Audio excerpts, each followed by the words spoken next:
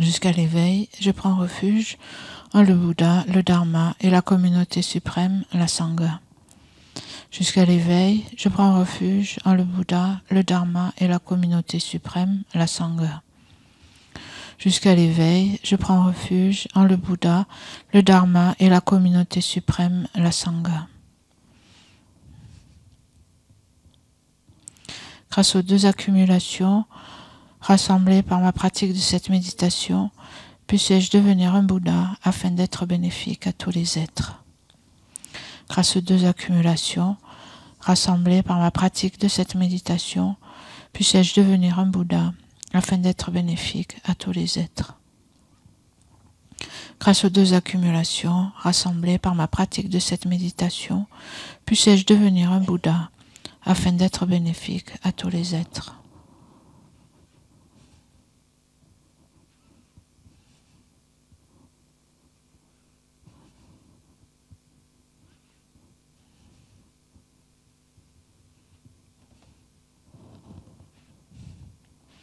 Avec respect, je me prosterne par le corps, la parole et l'esprit.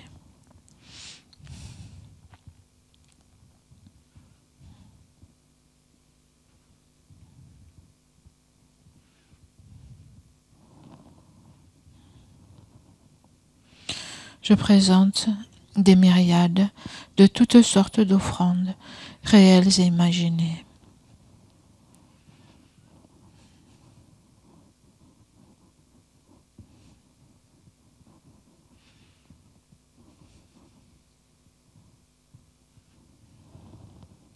Je confesse toutes les actions négatives accumulées depuis des temps sans commencement.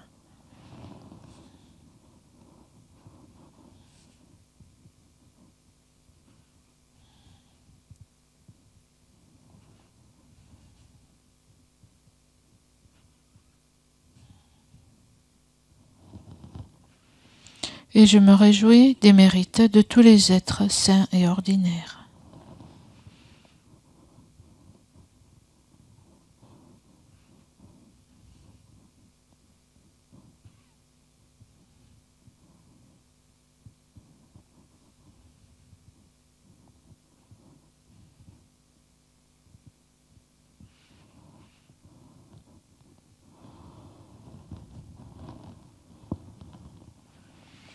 Ô maîtres et Bouddhas, demeurez, je vous prie, jusqu'à la fin du samsara et tournez la roue du Dharma pour les êtres.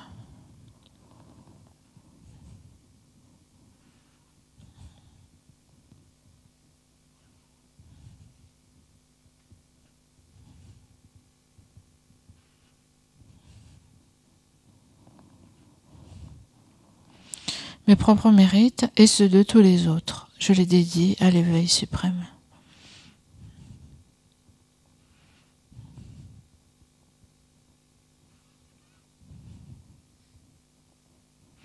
Cette terre ointe d'encens, jonchée de fleurs, ornée du mont Méru, des 4 continents, du soleil et de la lune, je la visualise comme un champ de Bouddha et je l'offre. Puissent tous les êtres jouir de cette terre pure.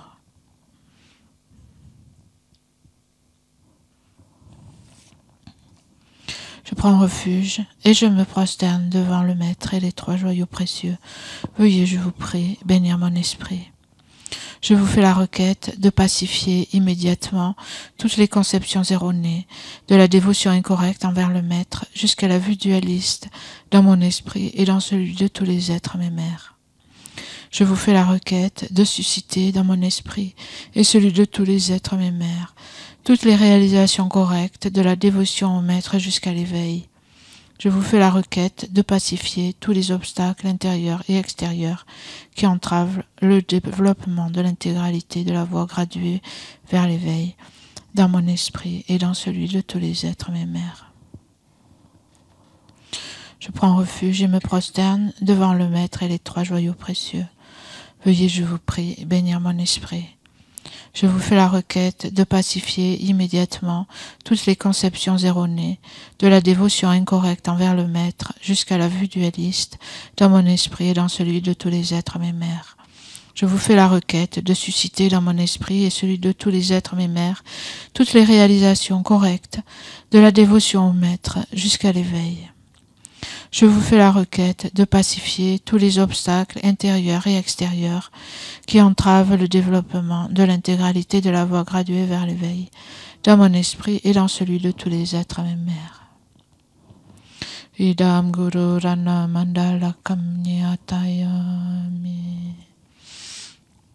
Précieux et glorieux Maître Racine, veuillez demeurer sur le lotus et le disque de lune au-dessus de ma tête. Dans votre grande bonté, veuillez me guider et m'accorder les réalisations de votre corps, de votre parole et de votre esprit. Veuillez me guider et m'accorder les réalisations de votre corps, de votre parole et de votre esprit.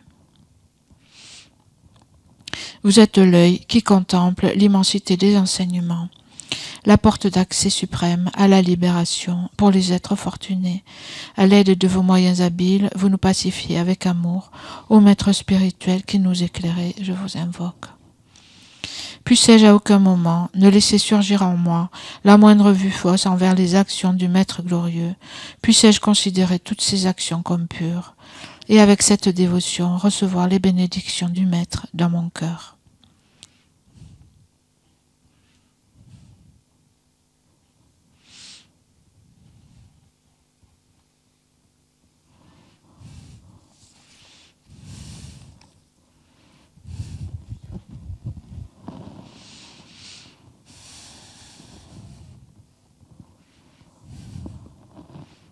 Pour cette méditation, je pensais lire un extrait d'un commentaire de Sa Sainteté sur le texte que nous étudions, où il parle en fait de ce qu'il faut réfuter lorsqu'on parle de la vacuité.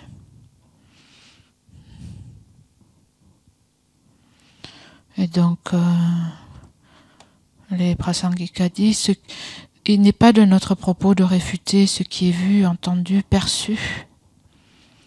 Nous ne réfutons pas ce que l'on voit, ce que l'on entend, ce que nous voulons établir, ce à quoi nous nous en prenons, c'est à la source de notre souffrance.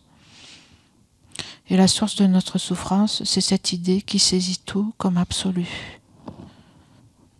En fait, tout est donc méditons un peu sur notre propre expérience et essayons de voir comment ici, dans ce commentaire, est décrit cette idée d'absolu que nous avons. Tout nous apparaît comme absolu. Donc je vais lire l'extrait en même temps, vous méditez pour voir votre propre perception des choses. Dans la source de nos souffrances, c'est cette idée qui saisit tout comme absolu. Comme vrai, comme cela nous apparaît.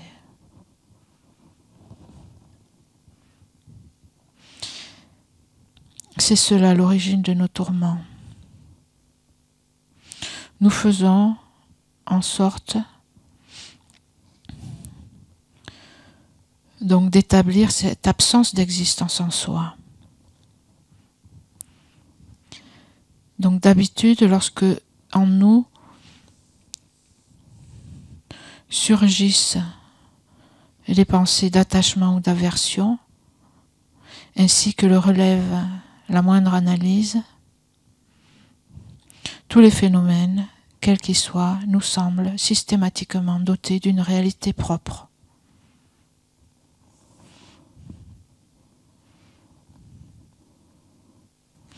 Toute perception, apparence, duel, c'est-à-dire tout ce qui nous apparaît conventionnellement, toute perception à laquelle apparaît la dualité, est forcément inexacte. Elle ne peut que comporter une apparence absolue.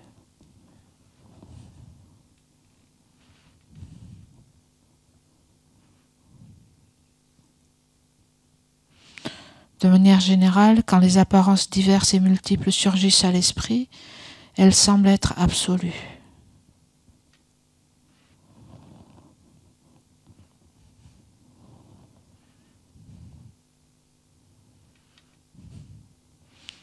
Et donc, il s'agit d'identifier ce caractère d'existence vrai, absolu, qui nous apparaît tout le temps, avec lequel nous vivons du matin au soir, de vie en vie.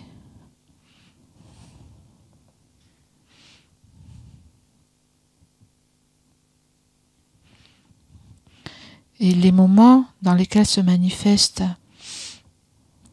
le plus cette apparence, cette existence absolue, les occasions où cela nous apparaît le plus franchement, c'est lorsque se manifestent en nous les facteurs perturbateurs de l'attachement, l'aversion et l'ignorance.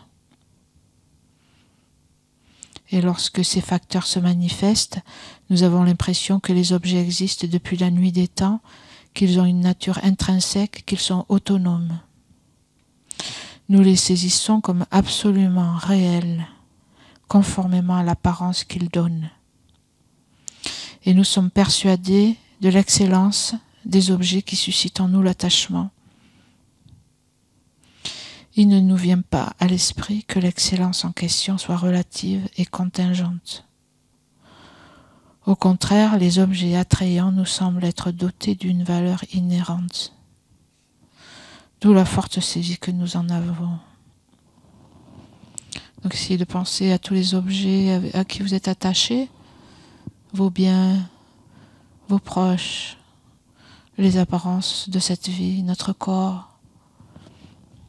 et la façon dont ils nous apparaissent comme absolument réels, et comment nous saisissons en fait cela comme étant la réalité, étant vrai en fait.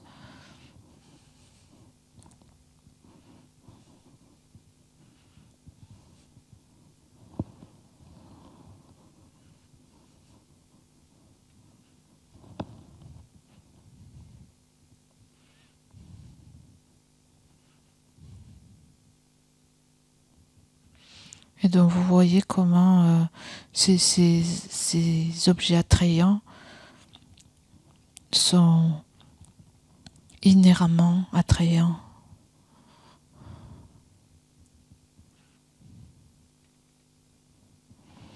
Et comment en fait il nous les faut absolument.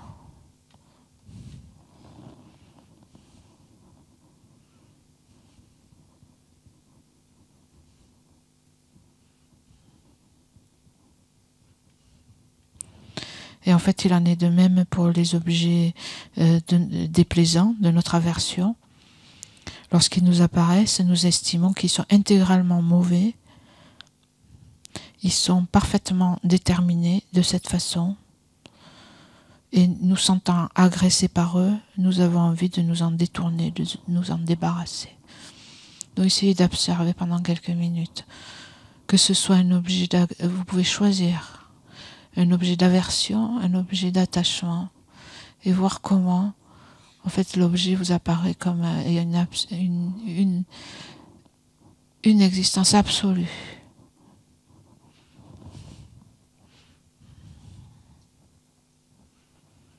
Et une valeur, donc, positive ou négative, inhérente. Ce qui fait que nous devons absolument soit les garder, soit les rejeter.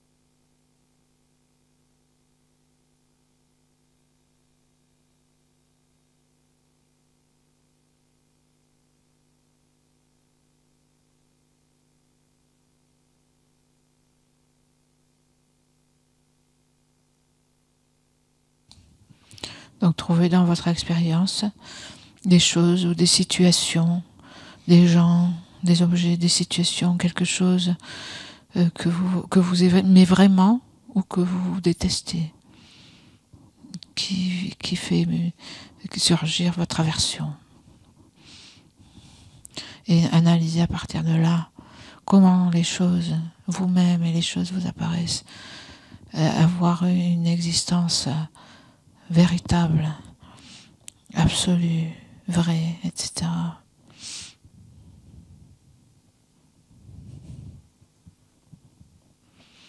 Et qui justifie un peu le fait que nous nous sentons agressés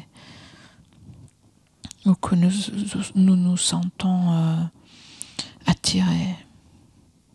C'est juste à partir de cette valeur que nous donnons à ces choses, à ces objets, ces situations. Donc, essayez d'analyser ça.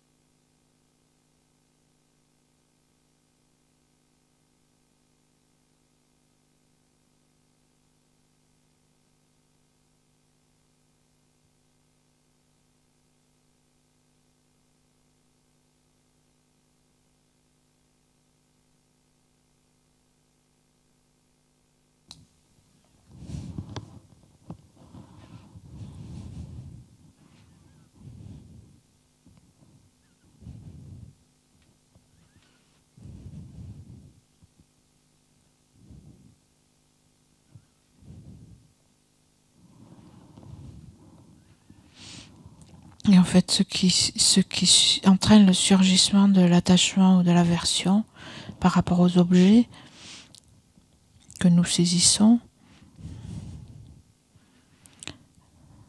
la base de l'attachement, de l'aversion, c'est en fait le fait que nous associons ces objets ou ces situations à je.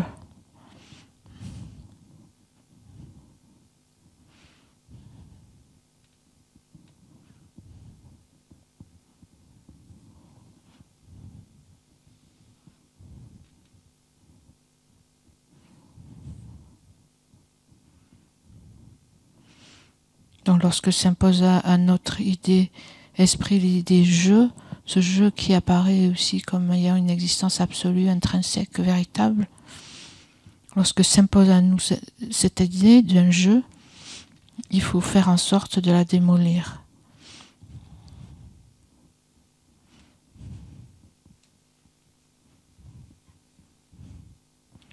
Et alors combattre l'attachement qui nous envahit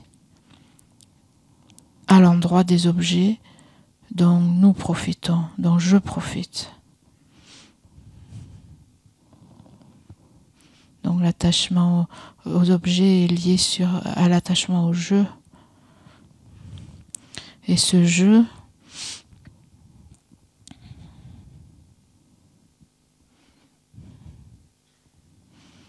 lorsqu'une forte idée de jeu au moi survient, en fait il survient comme on le perçoit comme autonome et comme souverain.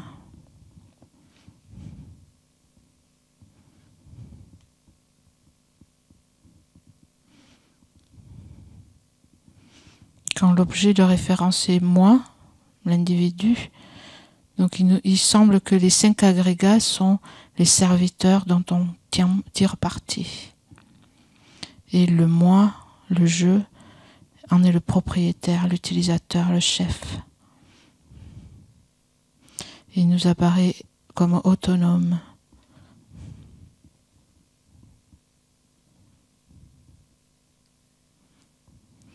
Autonome comme le chef des agrégats.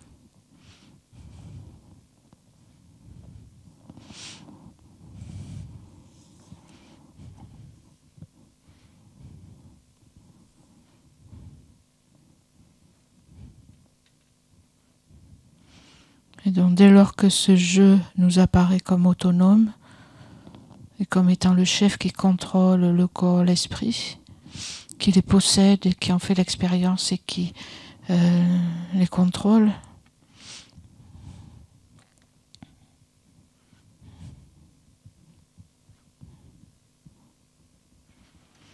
donc nous saisissons ce jeu en tant que tel et nous ressentons de l'attachement, de l'aversion envers toutes sortes de choses que nous considérons comme autant d'objets à notre disposition. Essayez de voir si l'attachement et l'aversion que vous avez pour certains objets dans votre vie ou des situations se basent sur cette saisie d'un jeu qui est le contrôleur, qui est autonome, qui n'est pas autonome dans le sens d'être séparé des agrégats, mais qui est autonome dans le sens d'être dans les agrégats, faire partir des agrégats et les contrôlant, étant leur chef. Et donc voyez si, lorsque vous ressentez l'attachement et l'aversion envers ces choses, envers ces situations, de pair avec cela, il y a ce fort attachement, cette forte saisie d'un jeu. Donc non seulement les objets, les situations apparaissent comme absolus, mais le jeu aussi apparaît comme étant absolu.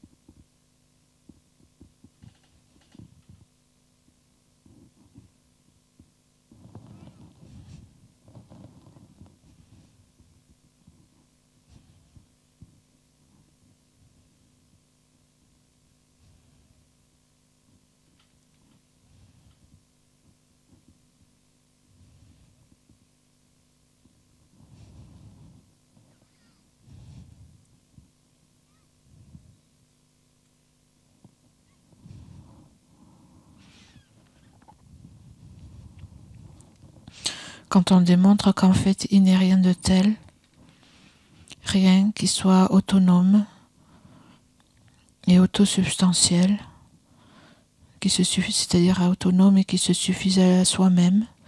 Il n'y a pas de jeu en fait qui existe de façon autonome, qui se suffise à lui-même, qui viennent avant les agrégats. Si l'on cherche ce qu'est le moi, le jeu, on en arrive à établir qu'il n'est jamais que conçu comme un mode relatif. Il est simplement désigné par rapport aux agrégats.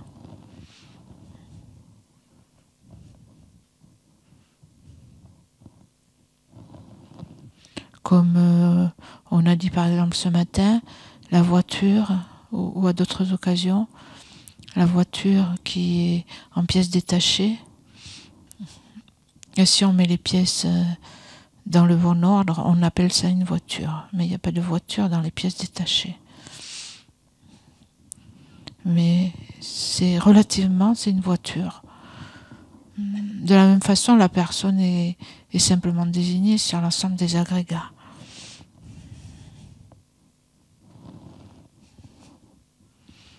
Mais dans l'ensemble de ces agrégats, il n'y a pas de personne autre que une convention, quelque chose qu'on appelle la personne, et qui fonctionne comme une personne, même sans existence absolue, réelle.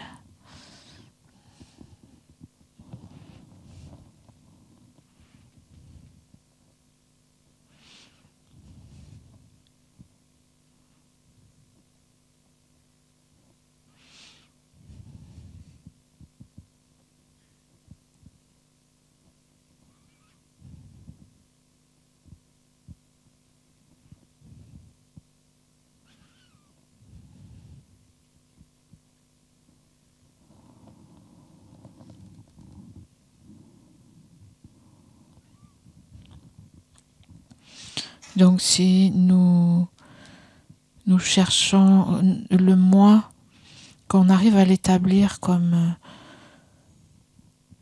ce qui est désigné par rapport aux agrégats, à ce moment-là, la forte idée moi-je que nous avions commence à s'atténuer.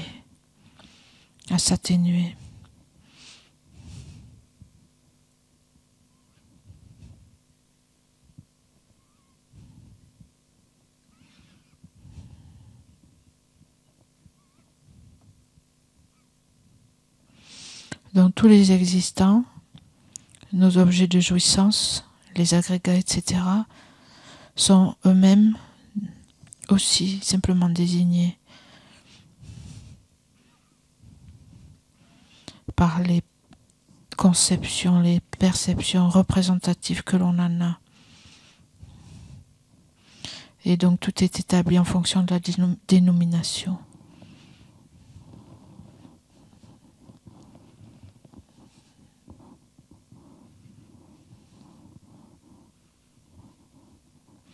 Donc ce qui n'existe pas, c'est cette existence absolue que l'on projette sur les choses, sur la personne et les autres phénomènes. Cette existence intrinsèque. Et donc pour arriver à comprendre ça et à tirer un bienfait de ces enseignements sur la vacuité, il faut arriver à voir qu'est-ce que c'est ça dans mon expérience. Il faut arriver à identifier l'objet de négation. Et donc ça demande de l'étude, du temps. Et ça dépend. Aussi, ça peut venir plus ou moins rapidement, mais il faut s'y atteler. Et donc il faut interroger nos propres perceptions, notre propre expérience.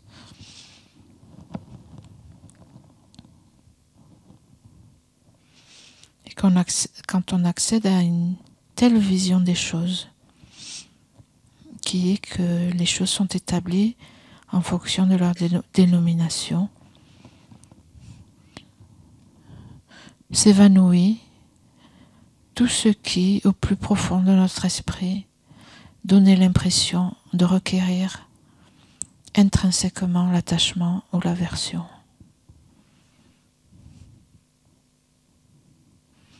Donc il n'y a plus de base en fait, ni pour l'attachement ni pour l'aversion, pour ces émotions perturbatrices. Le fait de réaliser en fait que toute cette existence intrinsèque absolue est juste une projection de l'ignorance. Mais il n'y a pas de telle chose dans la réalité.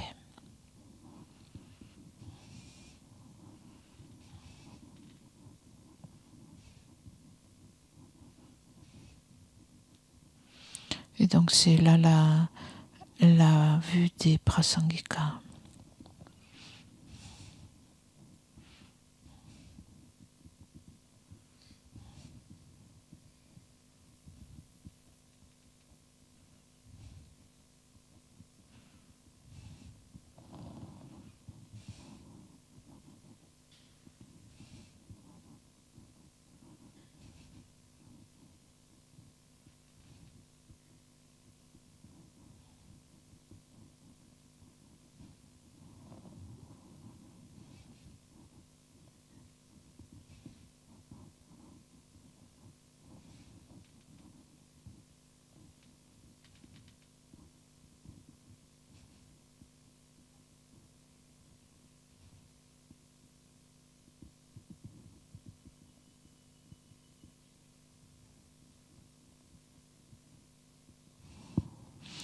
Donc nous dédions les mérites de cette méditation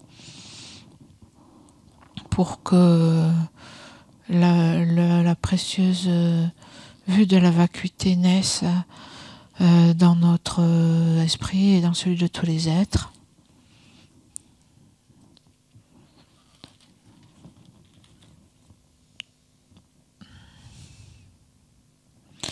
Et donc elle voit le jour, que cette précieuse vue de la vacuité voit le jour dans notre esprit, dans celui de tous les êtres. Et là où elle a vu le jour, qu'elle ne diminue pas, mais s'accroisse de plus en plus. Également que le précieux esprit d'éveil,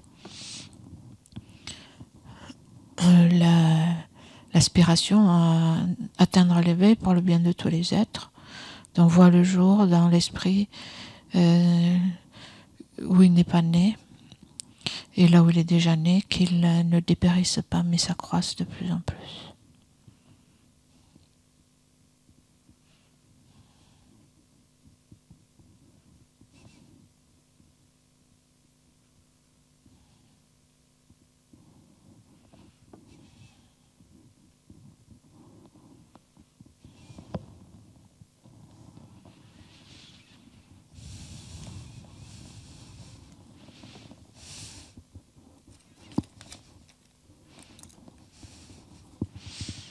Non.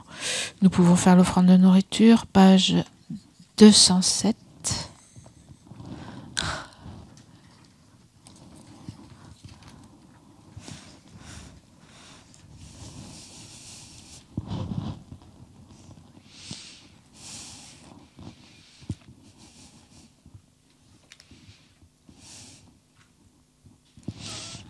Om Ahum, Om Ahum, Om Ahum.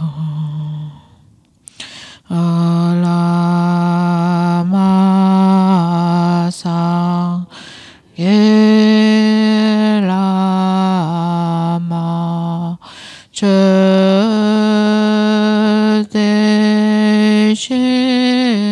Lama Gendunte Kongije Polama Telama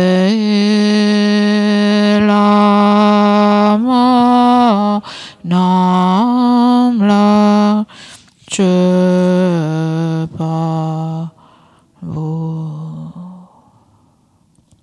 Puissions-nous, ainsi que notre entourage, dans toutes les vies à venir, ne jamais être séparés des trois joyaux, faire continuellement des offrandes aux trois joyaux et recevoir l'inspiration des trois joyaux. Au Maître suprême, le Bouddha précieux, au refuge suprême, le Dharma précieux, au guide suprême, la Sangha précieuse, aux trois joyaux, objets de refuge, je fais offrande.